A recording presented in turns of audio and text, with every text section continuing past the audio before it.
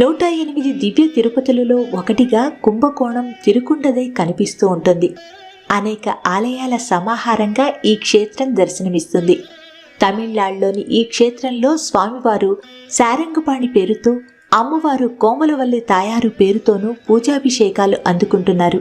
ఇక్కడ గర్భగుడి రథం ఆకారాన్ని పోలి ఉండటం విశేషం. ఆలయానికి ఉత్తర వాకిలి, దక్షిణ వాకిలి ఉన్నాయి. ఉత్తరాయణంలో ఉత్తర వాకిలిని తెరవడం మరో విశేషం. పూర్వం సూర్య భగవానుడు సుదర్శన చక్రంతో పోటీపడి తన తేజస్సును కోల్పోయాడు. అప్పుడు ఆయన ఈ క్షేత్రంలో స్వామివారిని ఆరాధించి స్వామివారి అనుగ్రహంతో తిరిగి తేజస్సును పొందాడు. ఈ కారణంగానే ఈ క్షేత్రాన్ని భాస్కర క్షేత్రమనే పేరుతోనూ పిలుస్తుంటారు. సూర్య భగవానుడి అభ్యర్థన మేరకే శారంగపాణి ఇక్కడ ఆవిర్భవించినట్లు స్థల పురాణం చెప్తుంది. ఇక్కడ పాతాళ శ్రీనివాసుడి సన్నిధిని దర్శించి తీరవలసిందే. భూమికి 10 అడుగుల లోతున స్వామివారు కొలువై ఉంటారు.